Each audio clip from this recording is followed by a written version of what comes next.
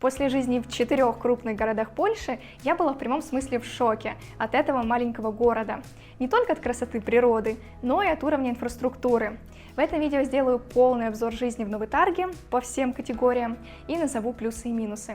Кто знает, возможно, к концу этого видео вы начнете собирать чемоданы, но как минимум расширите взгляд на Польшу. Новый Тарг – это маленький город на юге Польши, столица региона Подхале и скромный сосед Закопане. Мы с моим мужем и вашим оператором переехали сюда чисто случайно, прожили тут все лето, и, как оказалось, это было лучшим решением за время нашего тура по Польше. Многие, думая о переезде в Польшу, такие города даже не рассматривают, да и никто о них толком не говорит. Так что давайте разбираться по порядку. Квартиру мы арендовали на короткий срок на Airbnb. Да, я говорю это в каждом обзоре и переезде, но вы все равно в комментариях спрашиваете. По цене получилось $1100 или 1000 евро в месяц. Это была уютная однокомнатная квартира-студия на первом этаже в новом доме и ЖК. Спальня была отдельно такой коробкой, не сказала бы комнатой. Также у нас была маленькая, но очень уютная кухня, зона отдыха, душевая, отдельная комнатка со средствами для уборки и, самое главное, милая терраса, где мы часто отдыхали в своем природном уголке. А еще, кстати, нам повезло с хозяйкой. В стоимость аренды также входила уборка квартиры раз в 2 недели. Расположение у нас было идеальное. Сразу возле дома находился красивейший бор, протекал Белый Дунаец, и в целом открывалась невероятная панорама на Татры с одной стороны и холмы с поселениями с другой.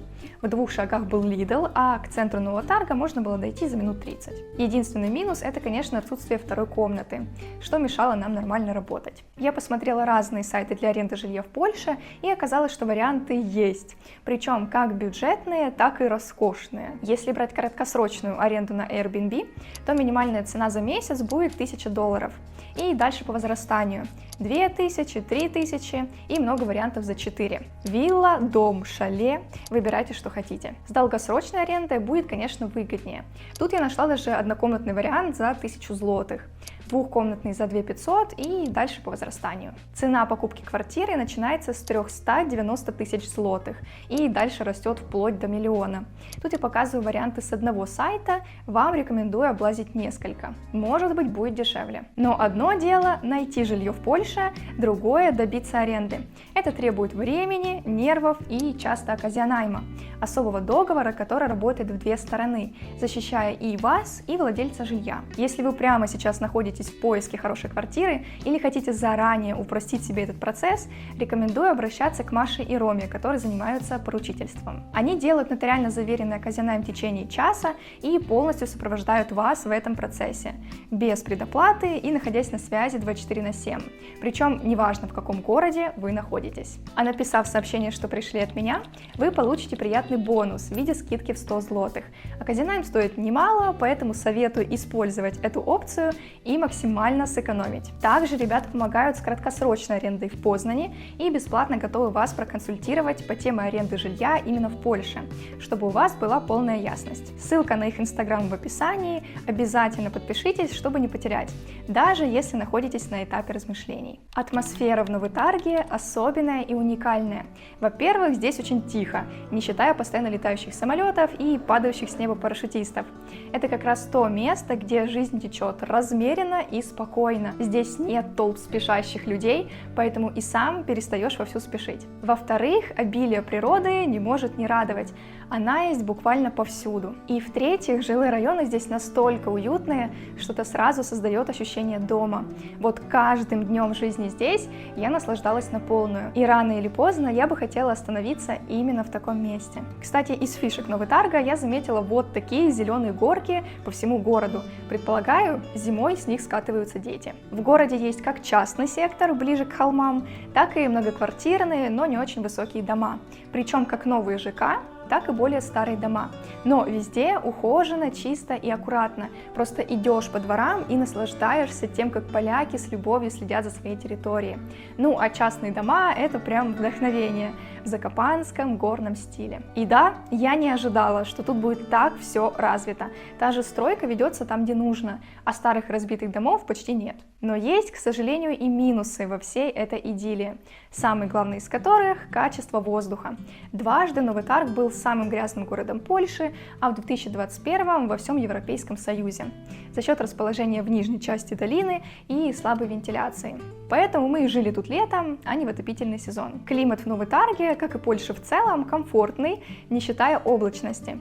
Да, зимой тут пасмурно, особенно в феврале, а летом ясно, особенно в июле. Интересных мест тут не так много, как в больших городах, но тем не менее вам есть куда сходить и что посмотреть. Про природный заповедник я уже говорила, он называется Борно-Червоным за счет болотистой местности красного цвета. Это правда самый красивый лес, в котором я когда-либо была.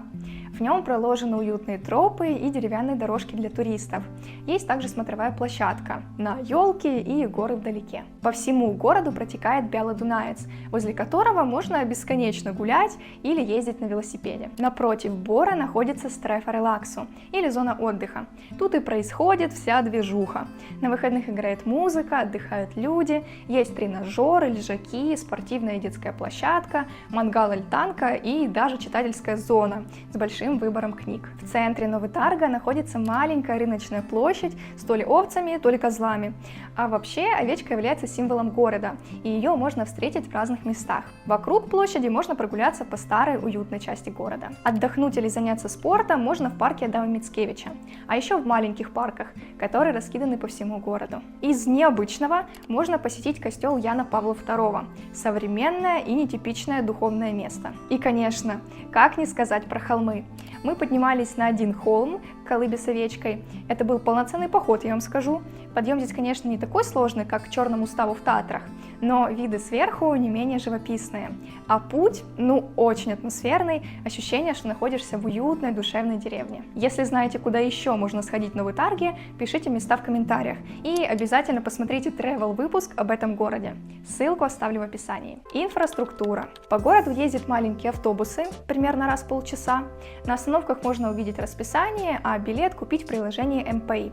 В Ягдояде, например, нет такой возможности. Мы эти автобусы так ни разу не потестили, потому что, как я сказала, город маленький, и много куда можно дойти пешком. Есть еще, конечно, аэропорт, кстати, самый высоко расположенный в Польше, но он тут спортивный и полеты тренировочные.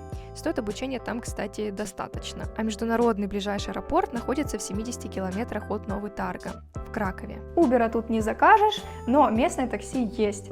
Заказать его сложнее, надо гуглить, и на английском, например, говорит далеко не каждый водитель. Это вам не какой-то Краков. Также в Новой Тарге есть авто и ЖД вокзал, так что добраться отсюда можно в любую точку Польши. Еще один минус, с которым нам пришлось смириться, это плохое качество воды. Сначала мы покупали ее в магазине, но потом нам это надоело, и мы начали воду отстаивать. Но понятно, что достаточно поставить дома качественный фильтр, и все, проблема решена. А чайник нужно мыть чаще от постоянной накипи. Из нюансов. Вы не раз спрашивали про интернет, так вот, он тут хороший, может не самый быстрый в Польше, но мы спокойно работали дома. Школы в Новой Тарге есть, да и в целом зон для детей очень много. Вот просто зацените ПДД-зону для детей.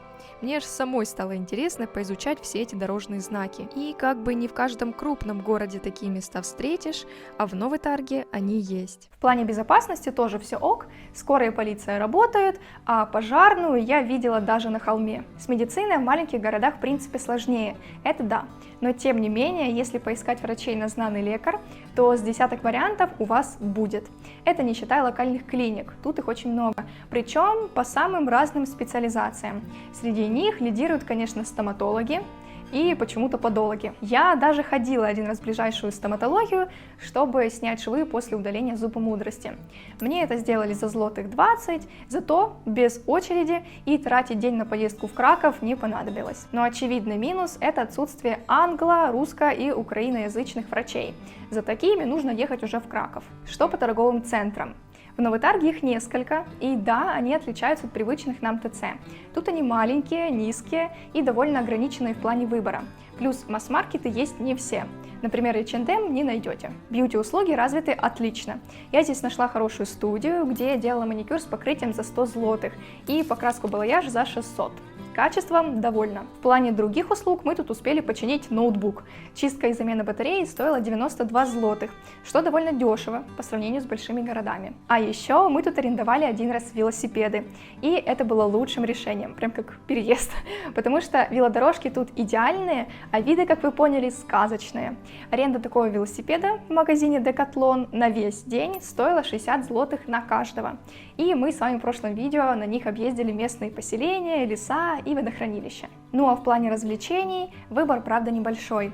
Обычно жители отдыхают в зоне отдыха у реки и на рыночной площади, где регулярно происходят ярмарки и фестивали.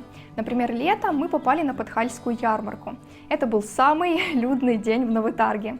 Тогда, кстати, еще приезжал парк аттракционов. В остальном, не в курсе развлечений, это вопрос больше к местным. Надеюсь, вам интересны все эти детали, и если вам в принципе откликается моя подача, то подпишитесь на канал, чтобы не пропустить следующие приключения по Польше. Немного про еду.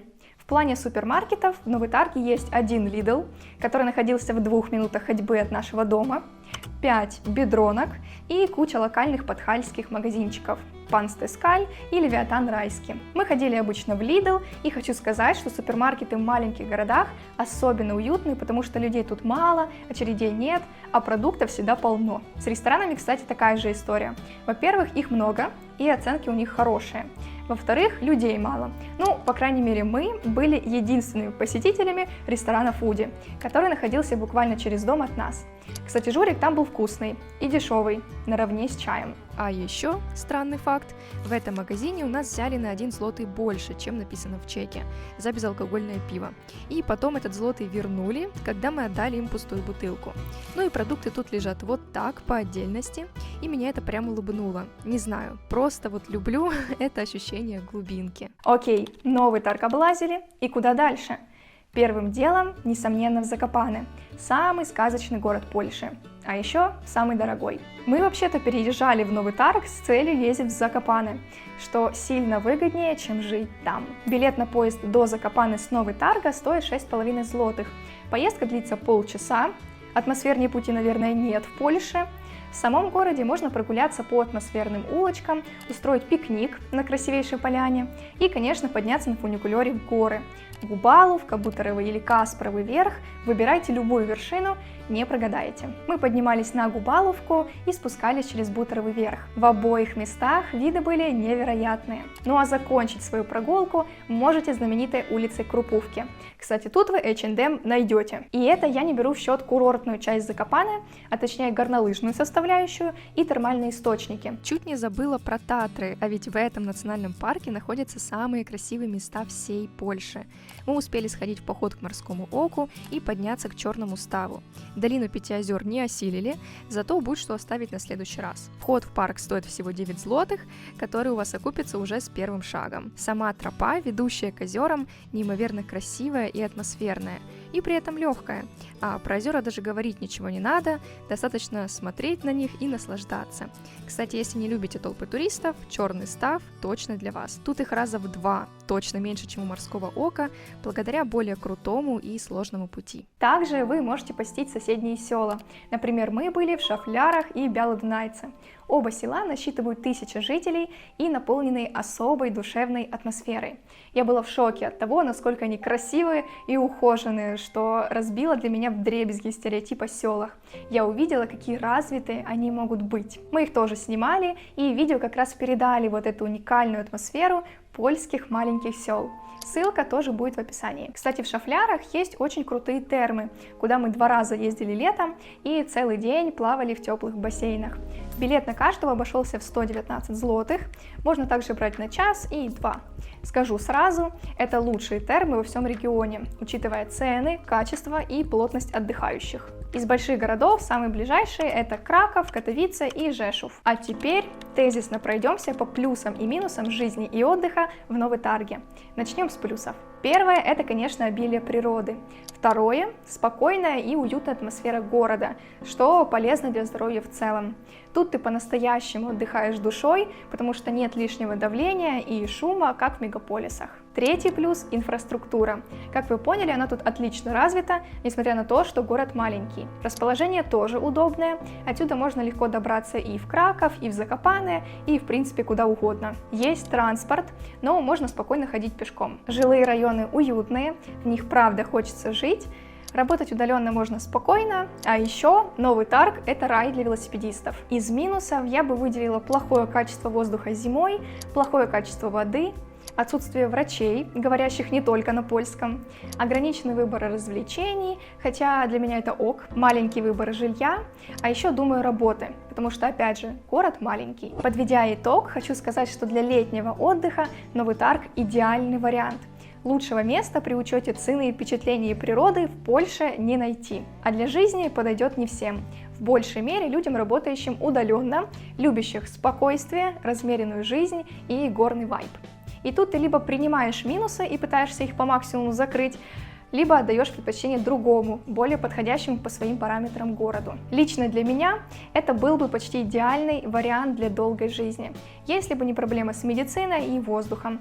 Но в любом случае Новый Тарг навсегда останется в моем сердце теплым воспоминанием. Ставьте лайк, если обзор был для вас интересным, и пишите в комментариях свое мнение о жизни в такой польской глубинке. Какие плюсы и минусы вы бы добавили, или, возможно, вы с чем-то не согласны. А мы увидимся с вами в другом городе Польши уже совсем скоро. Пока!